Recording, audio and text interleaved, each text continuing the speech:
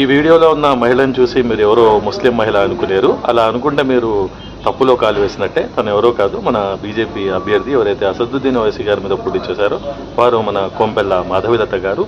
వారు ఒక ముస్లిం ప్రార్థనా స్థలానికి వెళ్ళి ఈ విధంగా అచ్చు ముస్లిం మహిళ దగ్గర ప్రార్థన చేసే ప్రయత్నం వారు చేయడం జరిగింది. అది ఓట్ల కోసం, రాజకీయం కోసం అయితే నేను అనుకోను. కాకపోతే ద్వేషాన్ని ఎరగల్చకపోతే మాత్రం చాలు.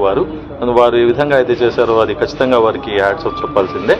మనం ఇతరుల మతాలని ఆచరించాల్సిన అవసరం లేదు. మన మతంలో మనం ఉంటూ మన మతాన్ని మనం పాటించుకుంటూ ఇతరుల మతాన్ని గౌరవించినా చాలు. కాకపోతే మళ్ళీ ఇంకొకసారి వారు రూటు మార్చి కానీ లేదా ఇంకో విధంగా కానీ ముస్లింల మీద హిందూ ముస్లిం గొడవలు ఉన్న చోట వారు రాజకీయాలు చేయకుండా, ద్వేషాలు రెచ్చగొట్టకుండా, విద్వేషాలు పెంచకుండా అందరం హిందూ ముస్లిం సిక్ ఇసాయి భాయ్ భాయ్ అనే నినాదం కోసం ఏదైతే భిన్నత్వంలో ఏకత్వం ఉందో దానికోసం వారు ఎప్పుడూ ముందుండాలని కోరుకుంటూ నేను తన ఒక సోదరుడు లెక్క మా కోంపెల్ల మాధవలత గారిని కోరుతున్నాను. మరిన్ని అప్డేట్స్ కోసం అడ్వకేట్ సాదిక్ షేక్ యూట్యూబ్ ఛానల్ని లైక్, షేర్, సబ్స్క్రైబ్ చేయగలని కోరుతున్నాను. Thank you.